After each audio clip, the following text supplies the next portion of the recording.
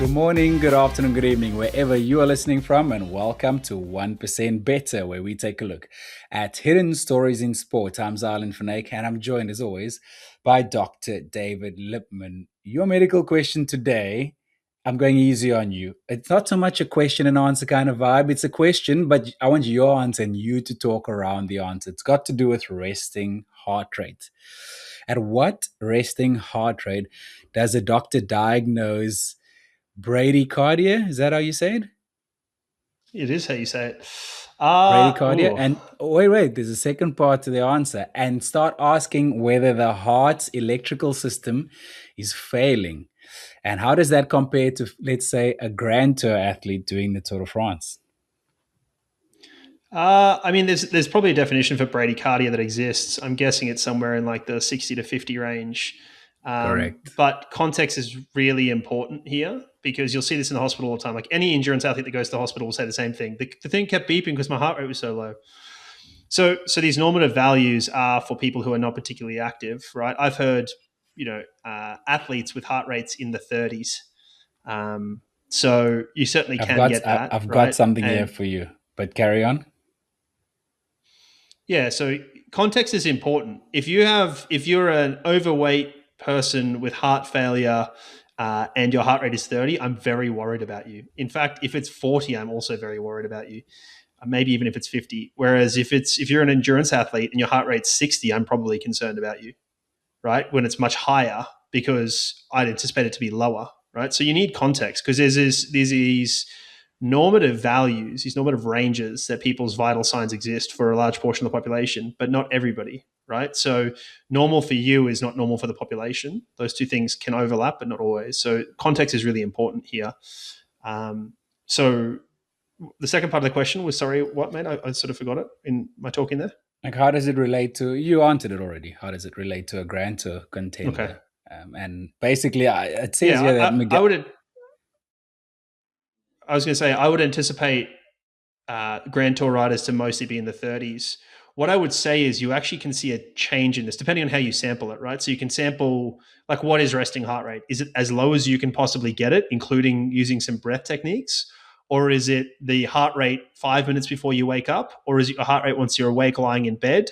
Or is it heart rate while you're sitting up at rest? Like what is this? So you need to define that as the first part.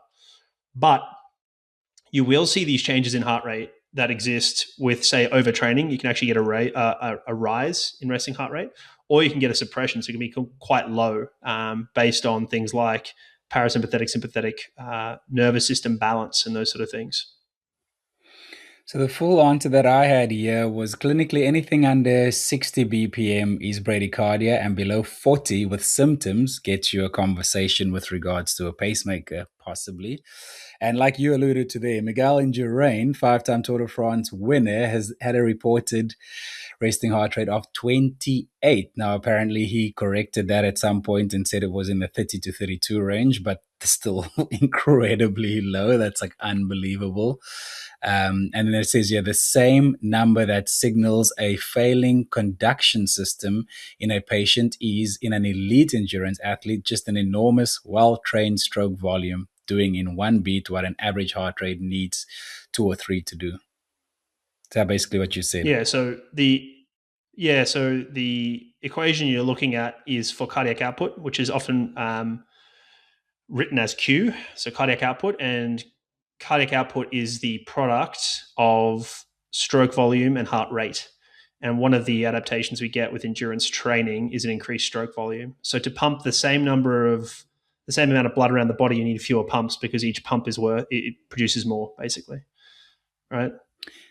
So If you're listening to that's this for basically the what we're talking first about here. time, you've never heard riveting content like this before. I could bet you top dollar. So make sure you subscribe to the podcast right now. Follow us. We drop a new episode every single Friday. We are supported by Precision Fuel and Hydration. I wanted to ask you, you are coming to us from your villa in the French mountains. Does that mean you're fueling up more? I've been there and I will be there shortly again. Man, it is tough going there. There's no flat road that exists there. Does it mean you're fueling more? Well, it's a funny thing, right? The simple answer is yes, and that's because I'm out for longer. But ironically, like I don't, it's not quite the way to do it, because your fueling needs, your carbohydrate needs are based off a couple of things. One of which is intensity, not just duration, right?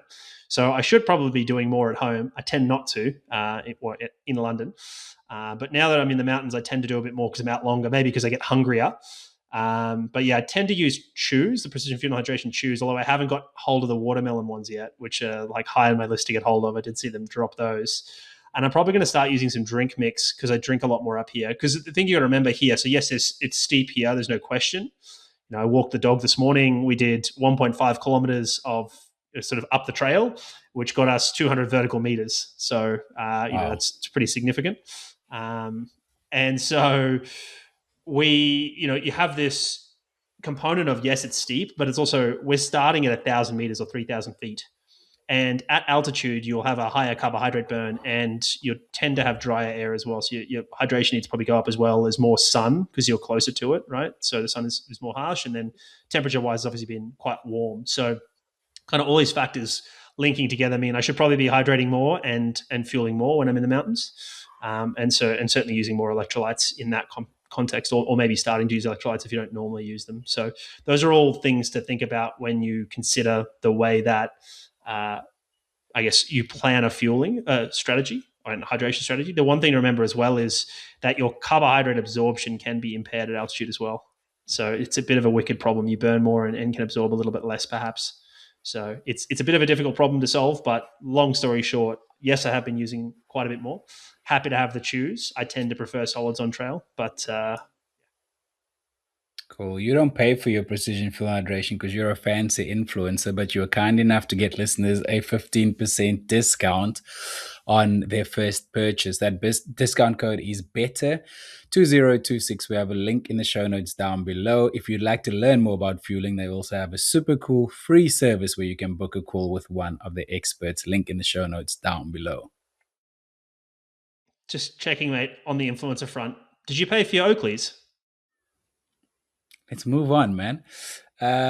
Listen, I wanted to ask Oh, okay. you. I'm just checking.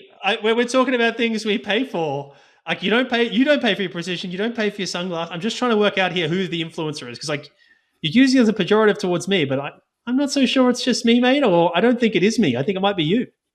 I don't tell you half the things I don't pay for because it'll just give you more ammunition to come on here and talk about. I wanted to I ask you rest about, my case, Your Honor. I wanted to ask you about your running. For someone who hasn't done events in a very long time, now we seem to be back to back. Copenhagen half marathon is looming, and I know you will be using your Stryd running power meter pods there. What's the plan? What's the game plan? Yeah, again, like it's kind of the same old stories. I don't know how hard I'm going to go in Copenhagen. I, if I'm honest, now I would like to go. I'd like to be able to run quite hard. Maybe not maximally, but quite hard. That'd be nice. But I am limited by my Achilles. Basically, is the story, and whether it can tolerate it. Right. So trails. I'm in the mountains. Right, and trails aren't perfect for this because I'm not going to be racing on trails. We're racing on pancake flat road. So there's certainly an argument I should be spending some time on Pancake Flat Road, which doesn't really exist around here. But so I think I'm going to take this sort of approach: is I need to build some tolerance in the Achilles for running, certainly. And if I spend all my time on trail going here, like I won't really do much running, or if I do, it'll be downhill because it's so steep for good portions of it. So I'm going to do some stuff on the treadmill, and that will be focused at running a bit quicker with the hope that I can get that higher end tolerance, that increased stiffness, increased load on the Achilles, so it can tolerate the half marathon stuff. So I'm kind of going to do a barbell distribution or a bell end or whatever, where you sort of go like real high intensity for a portion of it, and then like a good volume at a lower intensity there. So I'm going to see how the Achilles handles that faster pace stuff and the loading and the legs, like this. I'll be looking at the leg spring stiffness there. To sort of quantify that and some of the other running load metrics, the running stress scores. And then I'm going to use the power metrics to look at the metabolic power, because that's what Stryd measures, is more metabolic power, as I'm going uphill. So I'm going to do some uphill stuff to develop the metabolic side of things. And then I'm going to use the higher intensity stuff on the treadmill to develop the I guess, Achilles load tolerance. It's kind of how I'm going to approach this. And then obviously I'm going to be trying to be as active as possible walking about, and I'll have, whatever. I'm at altitude for what that's worth. It's mild altitude. I don't think much will change at 1,000 meters. It's probably just enough to really notice it slowing you down, but not enough to really make a difference. Very cool. Looking forward to seeing how you go there. And, it's all good having plans, but I'd love to revisit this and see how it actually played out and we can have a look at the data. It'll be very, very interesting. If you would like to get a better insight into your running, check out Stryd running power meters. We do have a link in the show notes down below. That link is directly related to us, so it lets them know that you came from us. We'd greatly appreciate that. This is a very exciting episode. We haven't done a standalone episode for a long time. We're going to do a deep dive into periodization. We know that listeners love this kind of thing, and this is a topic many of you have asked us to discuss before. So we're looking forward to diving into that shortly. First, let's get through some community shout-outs. We did get a question in from Gabriel Bono Ayoki. You can send your questions in to us via the email address in the show notes down below. You can DM us on Instagram on 1% Better Pod, or you can just comment if you're listening on Spotify. Throw it in the comments like Gabriel did. He said, "Hey, gentlemen, I'd love to see your comment on this super interesting study that Global Triathlon Network shared this week, please. That study is Joint Nonlinear Dose Response Associations of Device-Measured Physical Activity and Cardiorespiratory Fitness with Cardiovascular Disease, a cohort and I don't know how to say this, Mendelian randomization study." Mandalorian? Are you going to say? Yeah, Are you going to say Mandarin. Mandalorian, mate? No, I think I it's just spoke English. Mendelian. Yeah. Or did you speak Mandolin? No. So Mendelian randomization is it. Mendel is involved in genetics. So those who remember from high school biology, Mendel did some stuff with different colors of plants from memory, and then that's where we get Mendelian randomization. It's how we understand some of our genetics. But basically, what this study is, it looked at the UK Biobank. So the UK Biobank is a huge data set of historical data. It's linked to medical records, and then they use this and then adjusted for some confounders. So confounding variables in this context, when we're talking about heart disease, would be things like socioeconomic status, right? Because the best thing for you to live a long life and not be sick is to be rich, unfortunately or fortunately, whichever way you might look at that. So they adjust for these sort of factors. They would also adjust for things like smoking status, etc. Anyway, so they adjust for those factors. There's a bunch of these studies at the moment. And part of the reason is because this data is available. You can then throw this into AI and get a bit of an analysis, do some stats, and it's actually a pretty low lift. And you see some interesting stuff. Some of it's helpful, some of it isn't. I'm torn a little bit with this because I think there's a lot of this at the moment. I think some of it's kind of, I don't want to say AI slop, but it is a distant third cousin of maybe AI slop when it comes to research, in terms of like, we're just sort of throwing a bunch of stuff at the wall, trying to make it stick, using different statistical methods historically to look at observational data and draw some conclusions from it. And it really depends on how and why you make decisions as to what you see from it. We're going to talk about a couple of those. But I do like huge data sets, and I do like sort of real life type of studies, so that there is part of this that I do like in there. This ended up having 17,088 participants. So that's a lot. That's a big sample set. Yeah. And the outcomes they were looking for, and this was a little bit strange to me, they were using first instance of atrial fibrillation or atrial flutter. These are rhythm disorders of the heart. And ironically, these are actually not uncommon in athletes later in their lives. High level endurance training can actually increase your risk of atrial fibrillation.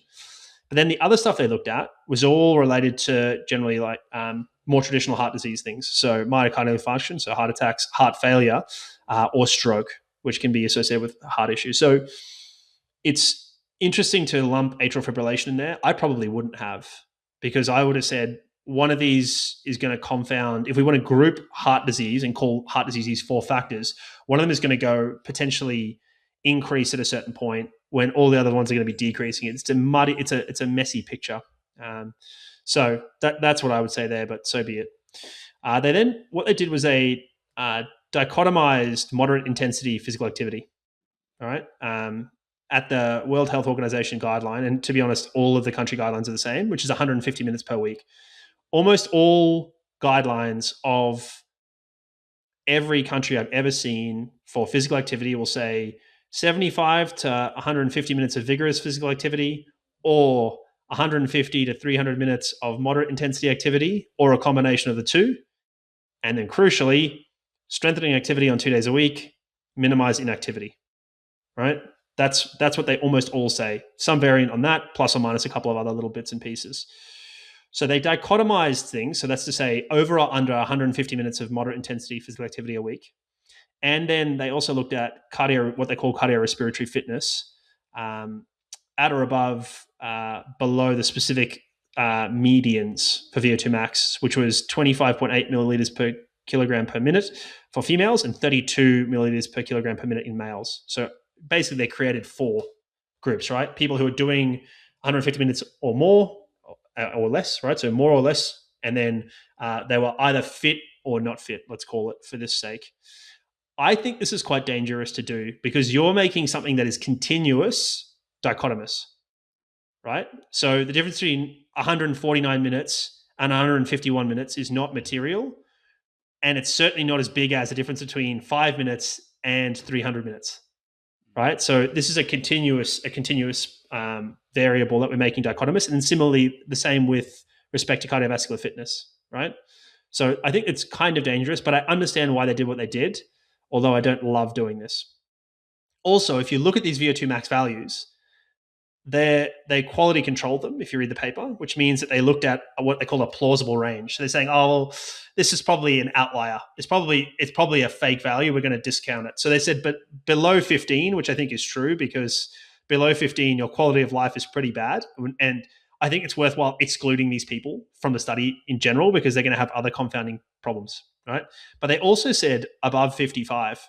Now, 55 is a good VO2 max, but there should hopefully be a couple of people in here who have above 55, right? Yeah. I'd say there's a good portion of our listeners Athletes.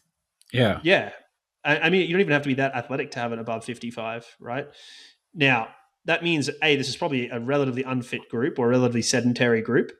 And I think I probably would have cut this off closer to 65 for calling it plausible, given the sample study here, and go like, well, above 65, we're probably not going to see in this population. But maybe I'm biased, similar to the question we had at the beginning of the episode where we talked about, hey, what's normal heart rate? Like, I am biased because I've seen a bunch of endurance athletes. If you spoke to a doctor in a GP surgery, they probably wouldn't say that, right? They'd be like, nah, 60 is pretty normal, right? So there's that. But anyway, what the whole concept of this paper is they separated physical activity from what they're calling fitness level as measured by VO2 max and looked at risk factors associated with this. The problem with doing this is that the two are not unrelated. So historically, this hasn't been done because the two are related. This paper is trying to do the opposite and say like, oh no, but these are separate things, which is kind of true. But the same thing that gives you a high VO2 max is indeed the activity levels, right? Now, part of the challenge here is there is a huge genetic component to VO2 max, right? So like even at my fittest, my VO2 max is like 56, 57. I don't think I could have gotten to 65, partially because of my body size, right? And my muscle mass, because this is the units here are milliliters per kilogram per minute. If you reduce the kilograms, the milliliters goes up, right? So losing weight is an easy way for you to increase your relative VO2 max. There is an absolute VO2 max, which is measured in liters per minute. We use this in rowers a lot, and that's just like the amount of oxygen you can move in liters. That doesn't change when you lose weight, but the relative does, right? So there's that. But so there is a genetic component to this, and you're effectively then looking at genetic components of how long these things happen, right? So you're now lumping genetics, you're double loading genetics in my mind. So I don't love it, but fair enough. It is different to normal, so I think maybe that's why it's novel, so you'll get it published. But I do think they're related. I think that the same lifestyle that allows you to have a higher VO2 max, not being obese, et cetera, et cetera, et cetera, it will be the one that allows you to be active, and therefore these kind of, I don't think splitting them makes sense, but whatever. I also view this through a lifestyle behaviors thing, right? Like if you want to be healthy, it's very simple in my mind: sleep properly, eat properly, train, exercise enough, manage stress, have good relationships, etc. Like it's that simple. Now it doesn't make it easy, but it's not that complicated, right? And these things are all additive, and there is papers to suggest that. But anyway, their conclusion was the current guideline for 150 minutes per week offers a universal but modest safety margin of approximately 8 to 9% risk reduction. Right? That's a relative risk. Whereas achieving a larger reductions, e.g., above 30% in this cohort, appeared to require activity volumes 3 to 4 times higher than current minimums across fitness strata. Now, again, that the sensationalist headline is here: exercise isn't that helpful unless you're doing 600 minutes a week, just 10 hours. And like, that is one way to read this. I disagree, because that's non-linear, as the paper states, right? So you're going to get the biggest bang for buck when you do go from nothing to something. But also, nobody's doing 6 hours of moderate intensity activity or 10 hours of moderate intensity activity as standalone. And if they are, I hope they are starting to change that. What do I mean by that? What I mean is that some people are going to be doing high intensity work, right? And when you look at this moderate intensity, it's not that high. It's like zone 2. So what I'm getting at is, like, if you're doing anything over zone 2, those minutes are differently collected, right? Roughly 2:1, although I don't think all intensity is linear. We need to like have rough ways of understanding this. But yeah, I think you need more than 150 minutes of moderate intensity activity for optimal health. I don't think there's a debate there. There seems to be somewhat of an asymptote at that level, which I understand, fine. You also battle the difference between advocacy and scientific validity, which is to say, telling somebody anything is better than nothing is scientifically true, but it's not scientifically optimal, right? But that message is very clearly stated as an advocacy statement, which is, we need people to do something and not to feel like they shouldn't do anything if they can't do 150 minutes, right? So advocacy isn't the same, right, as scientific accuracy. So, I'm an advocate here. There's no question. So there's that. So I think most people need to be doing 150 minutes, more than 150 minutes for optimal health. But as I said, you get the biggest benefits from the less you do. I also think you need to be adding in strength training here. There's no question. And I do think that if you're at, say, 300 minutes of moderate intensity, you are best off cutting some of those minutes and swapping for strength training if you're not doing any. I don't think that's a significant debate or a hot take. Yeah, I think somebody needs. It doesn't have to be structured in a gym with barbells or whatever, but some amount of activity that will make you stronger. And running up a hill is not making you stronger. As much as the commentators will say, "Oh, look how strong he is," that is not strength. I'm talking about maximal force outputs, right? So you can do this with body weight. It's hard, but you can do it.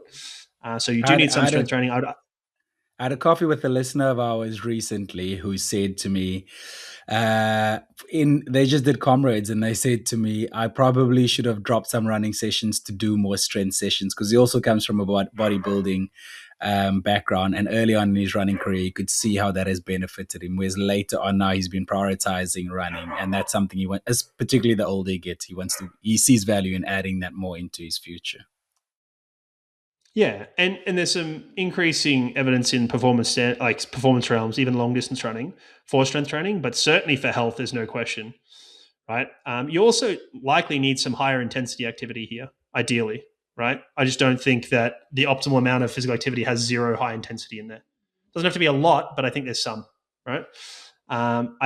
There's also the bit that no one really talks about, again, because of advocacy rather than scientific validity, is inactivity. Right? So there's a huge difference between the two twins. They both meet physical activity guidelines. They do the same training all together. One of them sits all day and one of them walks all day. Those two people are going to have different health outcomes, right? Because sedentary behavior or doing nothing, sitting still for hours on end, is not healthy. And you can't necessarily combat that from just doing a bit more exercise. You're better off getting up more frequently and moving around a little bit more than that. So there is certainly a health benefit to that as well, right? And probably a fitness benefit to it as well.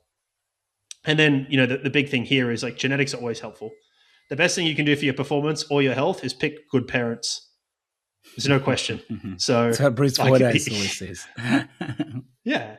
And I think because of that, and because we do have the impact to at least modify genetics through a process called epigenetics, which is based on our lifestyle behaviors, I tend to ignore genetics because it's an unmodifiable factor, at least until CRISPR is widespread, and we can sort of modify it a little bit. So I don't tend to worry about it a little bit. So, like, when people talk to me about VO2 max as as a predictor for longevity. Some of that is genetics, but some of it's also like the lifestyle that's created. And I think that's the empowering bit to focus on. Like, what can you do to prevent heart disease? The answer is exercise enough, do all these other health things, manage your stress, don't drink, don't smoke, all that stuff. That is what you can do to prevent it, right?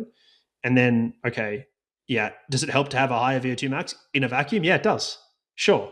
But you can't really modify that. The way to get a higher VO2 max is do all the training.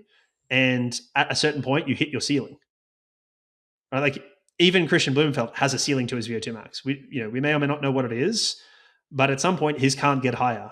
Right? Same with you, same with me, same with my mother. Like, that's just the way it is. So worrying about what that number is per se, I don't think is empowering as much as you should be working hard on stuff, right? All your training, all the time. Interesting. I love these research papers. I'm still trying to work out how they got 17,000 participants. That's very, very impressive. So But you thought, it's the biobank data. So what happens is this data is centralized, it is anonymized, and it's part of like a collection thing. So it's just a data bank that exists. So you can donate your data to. I could join the UK Biobank, and then any number of researchers can come along and look at that, and then pull these sort of things out, right? And this is why it's easy research, because that data repository exists. They're not finding participants. There's a data repository they're using. I suspect it must have been something like that. I was thinking of like an Ironman database, like from all of Exactly. multiple Ironman races across and they've pulled data Exactly. from that. Or Uh, or you see these training studies from Strava, right? Where people just go, oh, I can pull Strava's data and then look at all these behaviors of all these runners, right? Same sort yeah. of thing. There's some new research as well, talking about research papers that's been released around one of our partners, Nomeo. What's this about? Yeah, so they put this on their Instagram. It's an interesting study. I went and had a bit of a read of it, and there's a link in the show notes to it as well. I should link to Gabrielle's as well in the show notes. Let me just make a note to do that. Well, Sorry, you do that. I'm going I'll to have read to. the title of the paper. The skeletal muscle slow myosin heavy chain regulates mammalian metabolic homeostasis through the NRF2 pathway. I'm just going to let you read these in the future, by the way. I was going to say, you bit off a lot there, mate. You did well. You did really well. Like, that's all spot on. So this is a mouse study, is the first thing to remember. And as I spoke to Emily Dow about in a few episodes ago, like, mice aren't humans, but they can help us understand particularly metabolic pathways. So this was very focused on slow twitch muscle fiber, this paper. And they used what's called a knockout model. So, whether it's cruel or kind or whatever else, what we can do in mice is change the genetic codes or change the genetics and or breed them, and you could create a knockout to see certain situations. For instance, in this case, they created a knockout that meant that slow twitch muscle fiber was impacted, right? So they lost slow twitch muscle fiber. So this created a number of issues, which I don't think is surprising to people. So the loss of these slow twitch fibers, what it did was reduced NRF2 activity, because which increased oxidative stress. So that's like damage from sort of inflammation, and reduced mitochondrial quality. Because again, the bulk of your mitochondria sit in your slow twitch muscle fibers. This is why training helps it. We're conditioning our slow twitch muscle fibers. We're also increasing mitochondrial quality and content in those muscle fibers, right? Or all muscle fibers, but particularly those. This is why it is described as slow twitch. It is white in color for this reason, etc., rather than red, right? But this led to impaired glucose utilization because the mitochondria weren't working well, insulin resistance as a result, right? And reduced muscle GLUT4 levels. These are the transporters that transport glucose in to the muscles, right? And this is characteristic of type 2 diabetes, right? So this should give us insight into like how to get type 2 diabetes and problems with that, right? But also this then gives us insight into Nomeo and some of its components, right?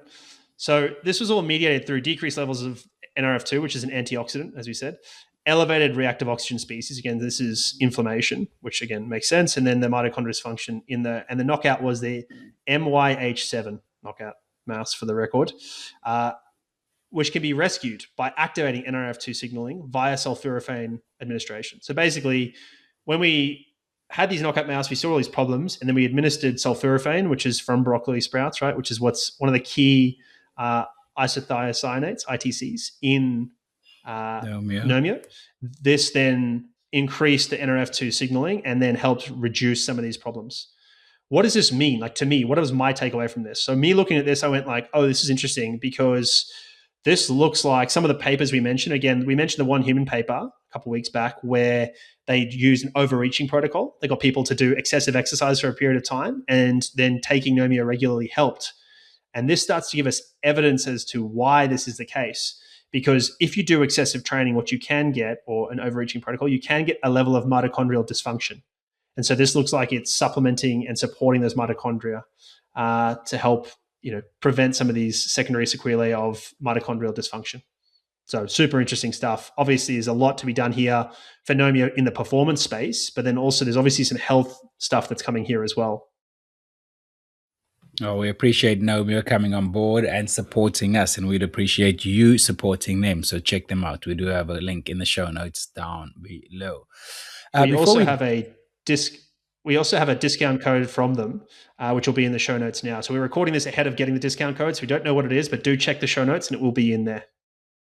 Cool. Before we get to periodization, just one update in the sporting world for you. The Sydney Marathon field has been announced. How is it looking now that it will be its second year as a world major, right? Yeah, it did one of those things, kind of like what Cape Town did, where, if you do it in the year before it's a major, but then it becomes a major, then you get to finish. So it's a little bit messy, but yes, officially the second year. So yes, it's still like, listen, there's sort of a little bit of a tiers in the World Marathon Majors. Like, let's be honest, when Shanghai comes in, it's going to be with Cape Town and Sydney as like a kind of second tier World Marathon Major. Now, I'm not passing judgment. It's just how people will see it for a period of time.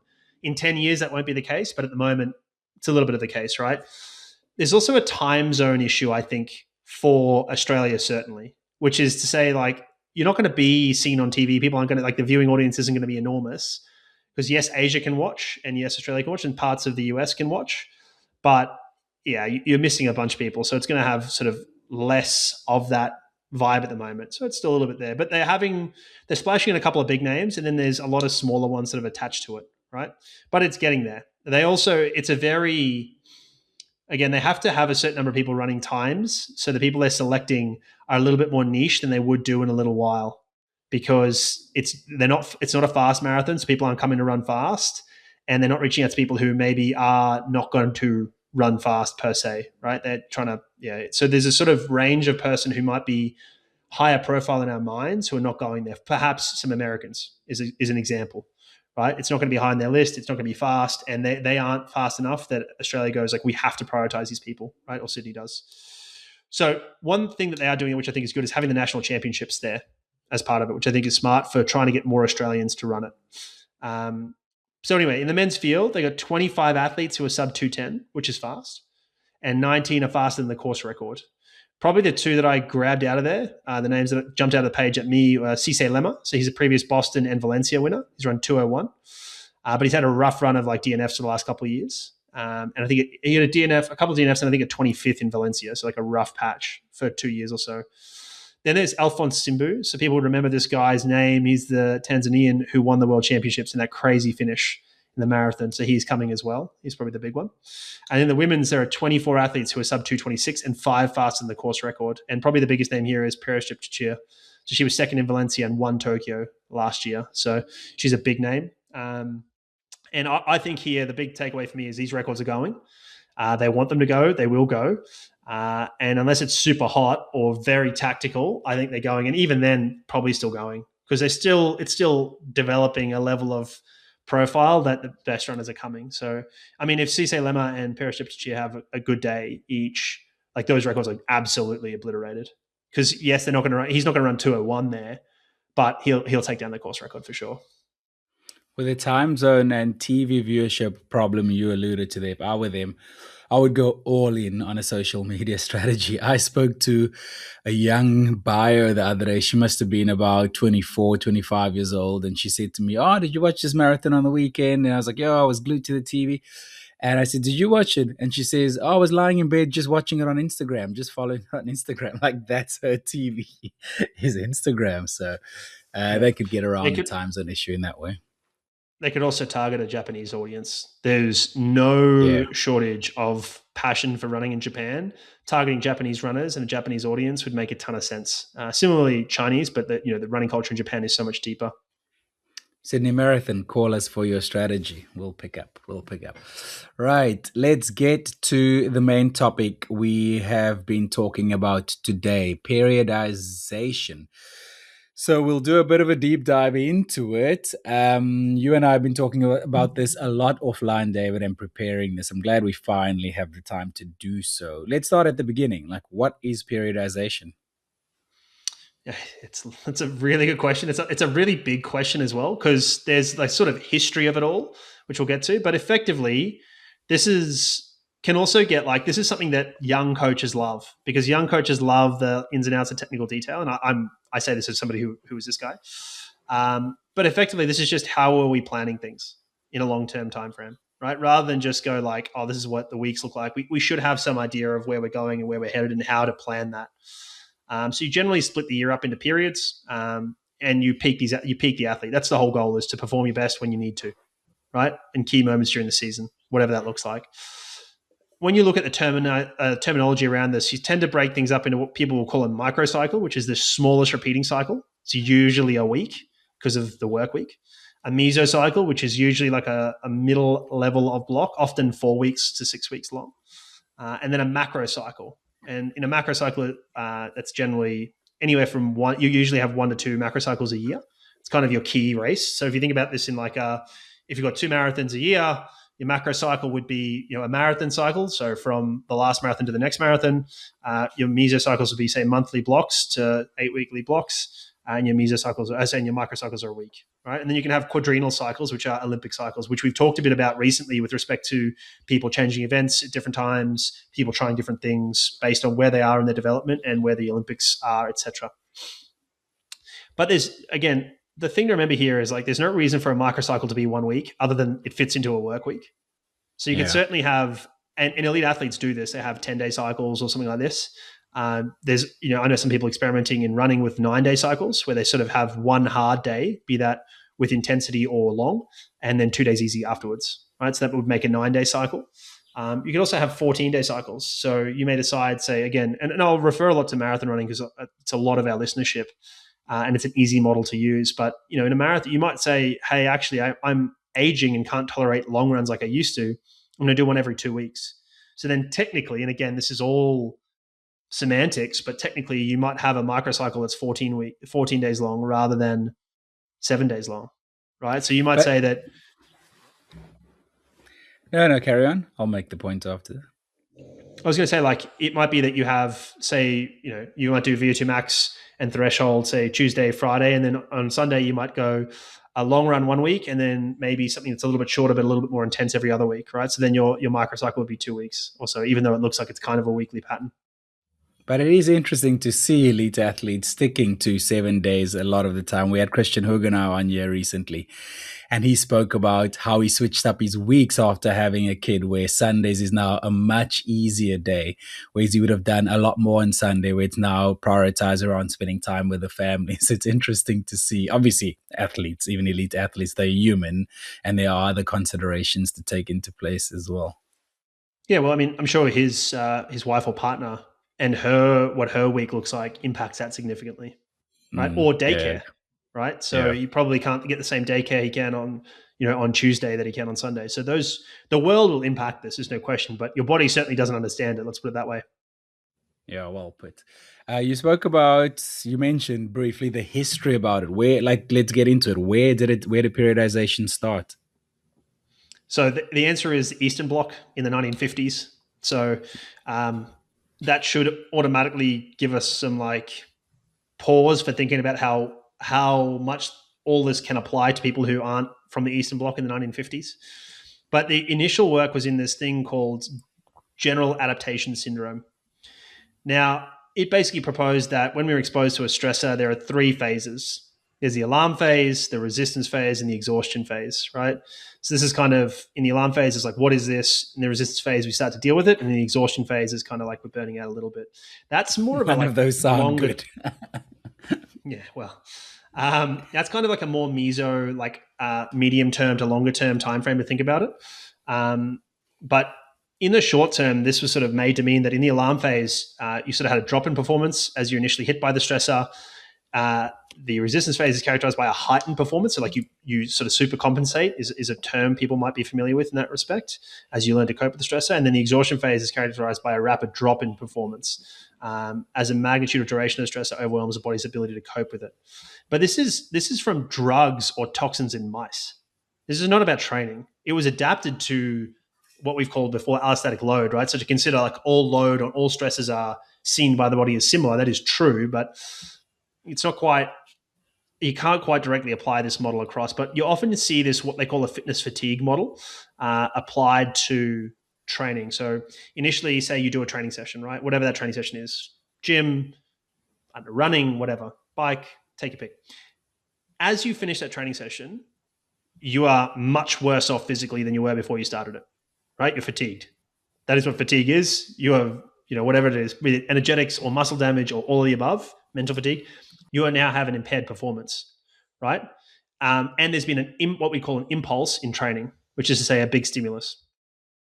Over a period of time, we then start to adapt to that, right? Via the supercompensation, right? What doesn't kill me makes me stronger. This whole concept here. So you start to come back stronger. But there's also like a fatigue component to this. So your fitness will be up and your fatigue will be down for a period of time, but then the two will both normalize, right? So the goal is here, come back stronger, train again, come back stronger, train again, come back stronger, train again, right? So we're going down, then back up, and then train again. So we can sort of up and to the right. Easier said than done. We've talked about adaptations nonlinear and other stresses impact it. We've also talked about sometimes to create enough of a training impulse, we might have to stack stresses. So we might do 2 hard sessions in a day to double up, to stack stresses, to then come back stronger, because we talked about this with Christian Champerduck a couple of weeks back. When you start to, I guess, hit plateaus of certain variables, you may have to change up that stimulus so that the body has to then adapt, right? So we talked about him, he's doing singles at the moment, maybe he does doubles, right? Or something like that, right? So anyway, all of this was popularized in a book, probably, I think, popularized significantly by a book by Tudor Bomper called Periodisation, right? I bought it, I read it, it was great, right? But this is all more tradition and anecdata than is research or evidence, right? There's not a lot of research on this, partially because it's really hard. We don't have a way to control this, right? But especially when you get talking years. Some of there's exactly right, and it's a lot of this is expert opinion and the ways we do this, and it does. It's not to be dismissed, but there's not good scientific data towards this end. But there is some thoughts that the initial patterns of periodization and the way things were done are largely reflective of drug cycling of steroids in the Eastern Bloc at that time. So it does just make it should make people pause, just think not all of this is directly applied, right? The sort of 3 up, 1 down is a classic steroid type pattern, apparently. I know nothing about this beyond the sort of basics. So anyway, I say all that to say, just take some of the sort of militant belief in periodization with a grain of salt. But is it still important? Like, can it be important in our practice, and why? I think so, partially because you just can't be up the whole time, right? So one thought is, I'm an 800-meter runner.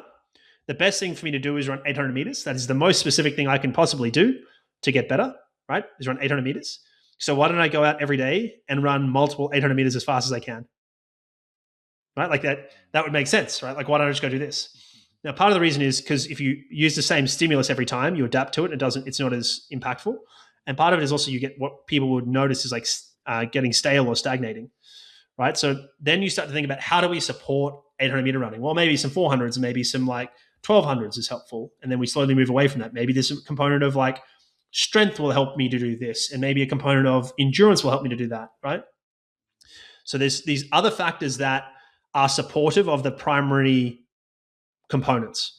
And there's these different physiological capacities that all come together to bake a recipe that is optimal 800-meter performance. And those components may be different in different people. So again, we talk often in endurance, and we talked about this with determinants of endurance performance. It's an episode we did quite a while back, so go check that out. But the 4 things in endurance performance that sort of play a role are economy or efficiency, right? Fractional utilization or threshold is what we call it, VO2 max, and then durability. Now, 2 people, for whatever reason, can run the same time and have different components of this, right? Some people might have a VO2 max, some people might be more efficient, some people might be, have better durability, right? So all of these things stack up and can to what the individual recipe is for you needing to perform your best on the day. And that's kind of where the art meets the science, is understanding what the athlete needs, what they respond to, how do we then sequentially program this. And some of these things are really supportive of each other. So in a very classical model of periodization that's often from strength sports, but certainly can be applied across to things like, say, the shot put, we would have this phase where we do a ton of hypertrophy work. So let's get big muscles, right? Then let's train these muscles neurologically to get them stronger, right? So then the strength metrics go up. Then let's convert this across into power, because ultimately it's not about them being strong, it's about power, which is about force and time. So there's a speed component to this, not just a force component to this. So that's a very classic program, is like, let's get big, then let's get strong, then let's get fast, right? Is how we do this. And you sacrifice some of the previous adaptation to then get better at what you're doing, right? And there's some and that works quite well, right? Is if you've had a level of power, now we develop more hypertrophy, so we've got bigger muscles to produce more strength, then we have more strength, then we have more power, right? So that's like a pretty, those biomotor abilities progress nicely together, right? So this is kind of the foundation on which this is built, right? So different capacities have different orders and different needs. This is really why it's important, is to think about how do we get you to your peak at the right time for the right things. We're going to get into some specific real world examples in a little bit, but should we touch on some principles and do a little bit of a deeper dive into some of the principles around periodization and what they are?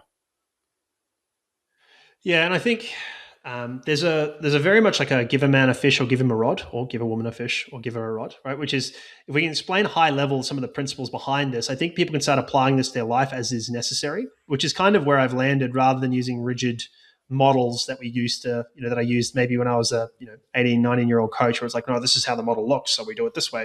It's like, oh, Broad this is the brushes. principles. And yeah, exactly. It's the principles are few, but the methods are many, right? We can use many different ways to get there, but the principles are very few. So broadly, we would go from very general training to very specific training, right? So what you do far away from the event looks less like the event than what you're doing just before the event.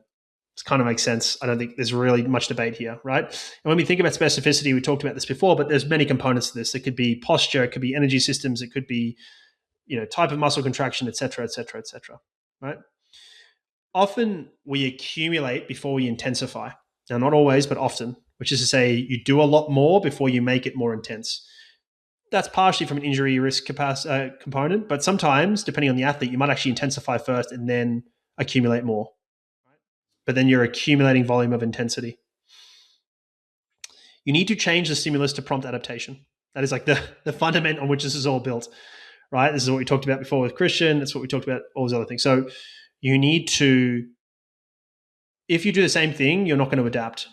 You need to do more to adapt, and that or different to adapt, right? So that's why we have any variety in training at all. And there is a principle of like, you need to do more stimulus to achieve adaptation as your training age increases, right? So you're going to need to get the same benefit.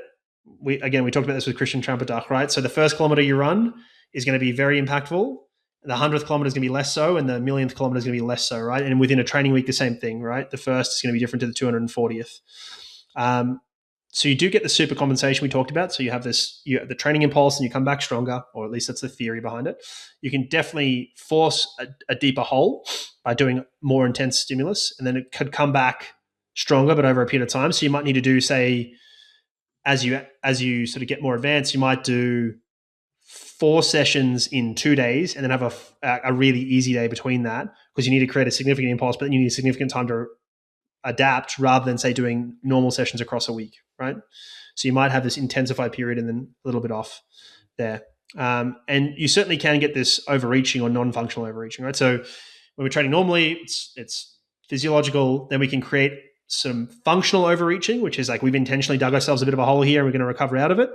Then you can get to non-functional overreaching, which is like, oh, I'm actually starting to see some performance impairment. And then we can have overtraining, which is when that's prolonged, right? And it takes months and months to recover from. So you want to avoid non-functional overreaching and overtraining. We want to sort of stick on the functional overreaching, if anything.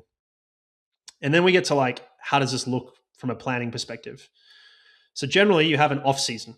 right? This is recovery, rest, whatever, right? Not everyone has this, but you probably should have some variety of off season. This doesn't mean doing nothing, but this means very relaxed, not doing as much, etc., right? And destructure often.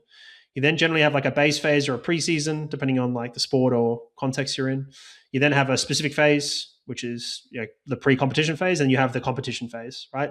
That competition phase can be as short as a week or two, or it could be as long as, you know, 6 months or something like that. Like if you think about this in a professional football setting, say Man United, they don't really have an off season, or they have like a week.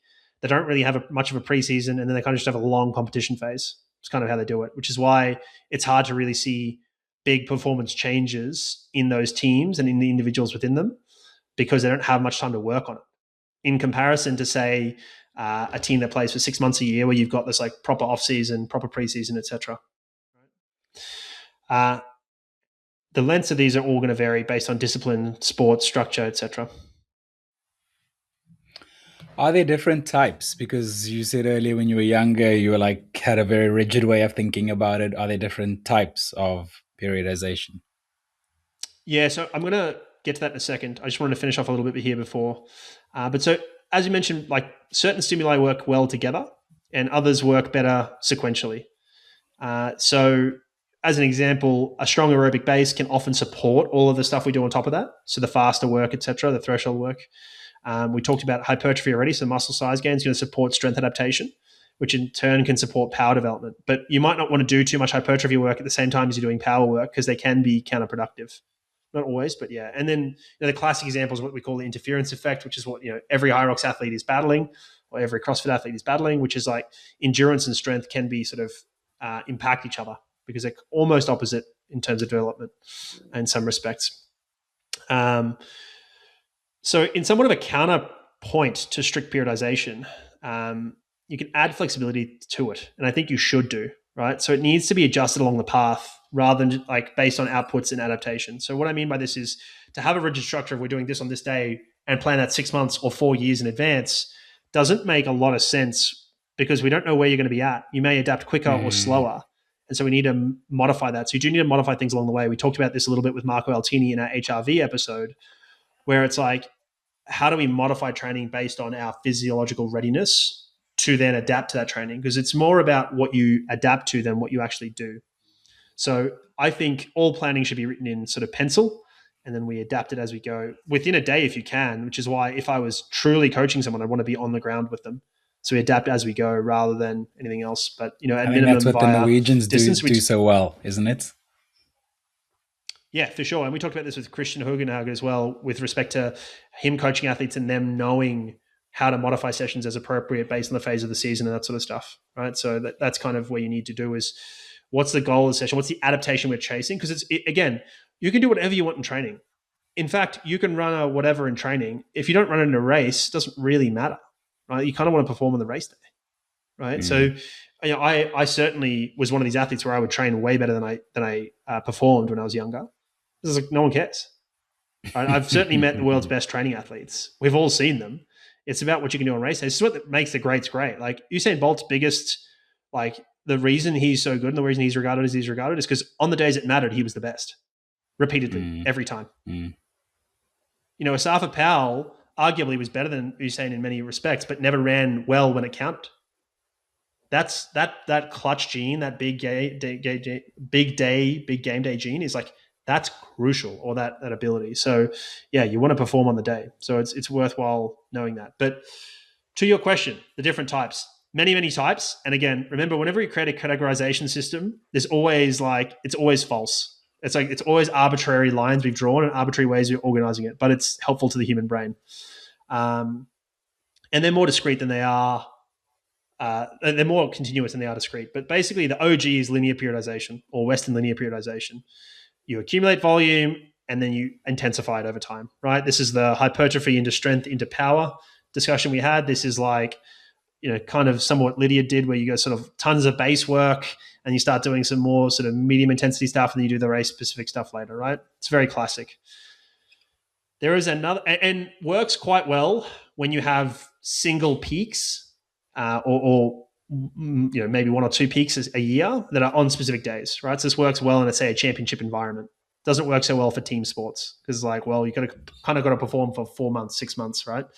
So it works a lot better when it's like, hey, I got to throw a shot put at the national championships and then the Olympics, and that is it, right?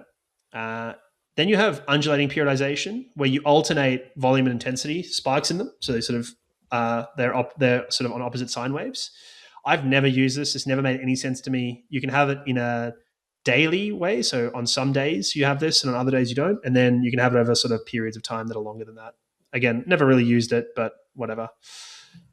You then have concurrent periodization. So again, in more linear styles, you really had single focuses and you only really cared about that. In a more concurrent style, you abandon trying to develop only one biomotor ability and you sort of try and train them all at the same time in a way that makes sense. So this works a lot better for team sports because in team sports, you kind of need to be skilled at all times and fast at all times and fit at all times and big at all times, right? Something like this. So you start to plan that in a way that makes more sense there. So you're not going to see the same jumps that you will see in something like Western linear periodization, right? So in Western linear periodization, you may see a significant increase in muscle mass in say 6 to 8 weeks. You won't see that with concurrent because you don't have the same resources to develop it. You're trying to develop 10 things at once, not just one thing, right? So this always made more sense to me because it made more sense from a like what life looks like and the athletes we're trying to develop for the most part. Like very few people are able to really, I worked a lot in team sports at the time, so it made a lot of sense to me, right? But then you get to block periodization, where we have blocks of focus. So this is kind of hybridizing Western linear periodization with concurrent periodization, whereby we emphasize a certain capacity, but we have maintenance load on the other ones, right? So I might say, we're going to emphasize threshold at the moment, but we're going to have a maintenance load on, say, base phase and on speed. So it's not that we let them detrain, which we would in Western linear periodization. It's not that we're trying to develop them all like we would in more concurrent methods. It's like, oh, well, we're going to emphasize this at different times, right? Which is probably more reflective of what's realistic for most people and the way most people train. I tend to bias towards concurrent and block periodization. So that's why my sort of spiel about them was different. Let's talk about some real life examples. I know you mentioned before that like Southern Hemisphere athletes in the Diamond League went earlier due to their season starting earlier, but then they have like major championships at the same time later that year. Like, how do you balance all of that? It's a very good question. So they probably use multiple peaks, right? So they probably peak once for national championships for themselves, and then once for say let's use it like an Olympic year. You peak for selection trials, and then you peak for the Olympics, right? Two peaks, we go from there, right? And then we build stuff between them. But it really depends on your quality. So someone like let's use Nicola Olieslagers for an example, right? The high jumper from Australia. She may not peak for nationals because she's so dominant, right? Yes, Eleanor Patterson is there, and Eleanor Patterson could probably beat her for a national title, but they're both going to the Olympics. Because unless they know height and really struggle, there's no one else who's even coming close to them. So in that context, the question is, do you need to be peaked for your national championships? Do you care? And the answer is no, because I'm a good chance of an Olympic medal. So there's levels to the game here. Is like she may not need to peak for that. She could probably go in pretty heavy. She may even train through. That may be a hard training day for her. Because actually this is good training because, there's a competition and there's a national title on the line, so you care. And psychologically, the stress is there. Maybe not to the same level, but there is some psychological stress. So it's not going to be the same as a normal training day. So it's actually, let's do this, put you under some duress and see how you jump, right? So I might do things from a psychological coping and skills perspective with her and say, you're not allowed to use the same run up as normal. Or I'm going to do heavy weights with you yesterday to really make you have to try harder today. Something like this, where we're starting to look at non-physiological, more psychological factors, because that's going to happen to her in the Olympics, for instance, or whatever else, right? So we might change things. And you'll see this say, it's not so common in high jump, but maybe in a pole vault, you might use a shortened run up, or you might use a different pole. In javelin, you might use a shortened run up. So we say, actually, I'm going to ask you to do more with less here and make you cope with it. And there's another technical aspect to it, right? So you might use that. And that's more skill and psychological coping mechanisms there. But anyway, I digress. So she may peak twice. So in these contexts, what you might do is like peak a bit and then back and then compete for a little while. like I said, the Australians come off their nationals, they go to the early phases of the Diamond Leagues, they win pretty comfortably. Then they may actually take some time away. Jess Hull is a good example of this. She went to some of the early Diamond Leagues in China, took some time away, then went to Paris. So she had probably a month between them, maybe more, right? Well, I think she had a month, but you may actually do this with more. So she might have waited even longer. And so you might back off, shut it down, do maybe a little break, or you go back to base phase and then try and peak again. And that base phase would look different. This phase would look different because you're not starting from zero, like a true off season. You're starting from a better level. So everything's shortened in this context, in that case. And so then similarly, like base phase would look different for these different athletes. So a good example here is Keely Hodgkinson versus Femke Brudersbol. So we talked about this a lot. So Keely is like a 4.8 runner, where she's more speed based, and Femke is actually more endurance based because she was doing 400. Yes, she's a 400 meter runner. She runs good 400s and 400 hurdles. But if you look at her training and why she succeeds, she actually does quite a bit of aerobic volume. It's the way her coach coaches them all. So he does a lot more sort of more endurance type work. So in those off season, Keely may actually, in the base phases or in like quite far away from training, Keely may actually be doing a block as she's doing it, like as she was doing, where it's a ton of speed focus, where she's looking at trying to improve her 400 meters. Whereas Femke might actually do some longer stuff because she's coming from exclusively short stuff. She might actually go do a bunch of slow running. So they're both trying to run the same time at the same event, but the way you get there may look different based on the type of the athlete and their training history, right? So you may say, actually, I'm going to do it this way. So how you get there depends on all that sort of stuff. But in field events, base phases, generally it's going to be a lot of strength work and speed work, right? So remembering field events are, whilst they're throwing and jumping, right? The reality of these things is pretty similar. You need to be fast, right? That's why I could never do any of them. And you need to be strong enough, right? And so in these phases, it'll be specific strength work and then specific speed work for them. Right. So, and speed is effectively speed power type work. And then you'll look at some stuff that might be technical, that might be a skill deficit type of stuff. Right. So that might be certain technical components of them, like trying to modify technique, etc.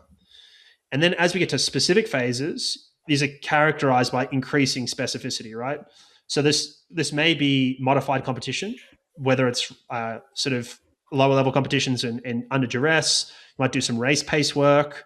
You might be doing certain throws or jumps. And again, perhaps modified. So you might not come off a full run up, or you might do something else like that, right? And it'll depend on where we're at in your development overall in your life, right? We talked about gout and being 20 and like where do we compete against big fish in a small pond and where do we compete against small fish in a big pond, etc. So all that stuff. And in the competitive phase, you're competing, right? So the question is like, what are you doing? So say they go do, Diamond Leagues are roughly weekly. So what are you doing, right? You're traveling between, you're competing, you're going to recover off that. You're going to do a minimum amount of maintenance work to maintain your capacities, and then you're going to go compete again, right? You can only do this for so long or else you stagnate, right? So you can't run a whole Diamond League season. You can't do 800 meters every week for 12 weeks and anticipate to be in good shape at the end of that. You're going to detrain. You won't be getting better. Okay, yeah. No, you'll get worse. You'll get worse, if anything. So you have to have these blocks of, I'm going to do that for a bit, then I'm going to step back and recover a little bit and absorb that and then come back and go again. This is basically, as I'm speaking, people are probably like, yeah, of course. And like, this is basically how periodization works. It's kind of like, let's go up, let's go hard for a bit, and we're going to ease off for a bit and go again. And you can think about this in different cycles, right? In a day, in a week, in a month, in a year, of like, let's go hard for a bit and then let's ease off, right? So we don't train all day. We train for an hour, or we train for 2 hours, and then we rest. Then we come back. Right. So, and you can do this in a training session. You might do multiple intervals, right? So it's the same sort of thing. We have a lot of runners listening to this podcast for sure. How would this relate to a marathon runner per se? Well, so as I sort of said, you're probably going to run 2 to 3 marathons a year, unless you're South African and you run one every weekend, right? No, but so 2 to 3 marathons a year is probably your A races. And again, you can do races in support of those, right? So a good example was you say for Comrades, which is different to a marathon, but in Comrades, we did Two Oceans as a preparation run. It wasn't an A race, it was something else, right? And we might do a half marathon in preparation for a marathon, or a 10K or whatever else, right? Some people, if you're advanced enough, may say you might do a full marathon, but not at race intensity. It might be 90% off or whatever, right? So we have a marathon, we have a period after that where we recover. Now, again, this may be no running, it might be some running, it might be walking, it might be cycling, it might be whatever. I don't know what that is. But you have a recovery period, and this can be anywhere from days, weeks, months, who knows. You then often transition into like a base phase where we talked about it again. You're probably building back some volume, right? You need to get up to a tolerance of running volume from a mechanical standpoint, right? So you need to get up to some level. During that phase, and this is a general phase, right? It probably makes sense to work on your weaknesses and neglected aspects, right? So counter to what you might assume, you may end up doing quite a bit of like 5K type of speeds and work here, because in marathon phases, you don't do as much of that, right? So you might do some of that stuff and look at addressing weaknesses, which is actually, I'm not that fast. And if I want to run a marathon where I'm running 4 minutes a kilometer average, right? I want to run 2:48, then I actually need to be able to run a 3-minute kilometer pretty easily, or at least doable. Otherwise, I'm not going to be able to do that, right? So you may say my top end is limiting me more than my bottom end is limiting me. So I need to address that and address other factors. You may also go address potential injury type of risk stuff, etc. Because again, marathon work is a lot of work in and around thresholds, between your two thresholds, right? So you might say, I'm actually going to do either end of that. So I'm going to do below first threshold and above second threshold mostly, and then funnel that towards more work at that threshold. But again, that's kind of intermediate athletes. For beginners, basically, it's just like run a ton and get better, right? Do some intense running, etc. So if someone hasn't done a handful of marathons, I'm not looking so specifically at it. I'm not doing marathon pace work. I'm not doing any of that in the beginner phases. It's like just build up a long run, get used to it, and that sort of thing, right? Because you're not there. You haven't earned the right to go and do some of that more intense stuff. You don't need to. Because the thing to remember, part of why we periodize at all and think about long-term development from a years to multiple years function or career is like, we don't need to use advanced methods in beginners because they're going to get better anyway. And if you do that, you rob the athlete twice. You rob them when they're a beginner from the newbie gains they're going to get, and you rob them when they're an advanced athlete because you've already used that method that you don't need to use. So there's a lot of temptation to go do what elites do, but actually you're not at that level. Don't do that. Do what they do when they're at your level, which is very different. So, but broadly, for instance, and I don't want to say I was an advanced, but I was maybe intermediary as a marathoner, but I would do a period of like post-marathon, I'd do 2 weeks where I would do no intensity. I would get back jogging at some point, do 2 weeks, absolutely no intensity at all. Then I would have a period of time of base building where I'd build up volume quite high, for me, which was, I say, 120 kilometers a week at times. A lot of, there's some true speed work in there, like hundreds, 400s, that sort of stuff. And that's some of that 3-5K work for sure. And then a ton of longer stuff. And I would build that long run right up to like 2.5, 3 hours for me. And then I would get, prior to a marathon, I would do like often up to 40K long run prior to a marathon build. Again, just accumulating volume, getting ready to tolerate loading. Then, and I would have 2 intense sessions a week and then a long run. Then in marathon phase, that would flip. And my midweek long run would go to having intensity in it at marathon intensity, and my long runs would have marathon intensity work in them. And the Tuesday, Thursday that I would do my intense sessions on, those are easy running then. Right. And then all of that sort of intensity was marathon type intensity work, a little bit above, a little bit below, but like a lot of sort of in and around that marathon intensity. I would sort of maintain volume up there, and I'd usually do like an 8-week build, and then I'd have race day in there and have a 2-week taper, race day in there as well. Right. So everything was about becoming efficient at that pace, feeling it, knowing it, and going from there. So, and that culminated in 2 weeks out, I would do 3x10K at marathon pace with a kilometer float between it, and then a jog there and a jog back. So I'd end up doing like 38 kilometers. So pretty much a marathon in some respects. And again, I am a slow twitch athlete, so I could tolerate that very well. I'm more of a diesel. So that stuff I did really well with. I recovered well off it. So yeah, that's why I could also know roughly what I run on race day, because I did a good chunk of it 2 weeks before. Oh, I hate talking about this stuff and not being able to run, man.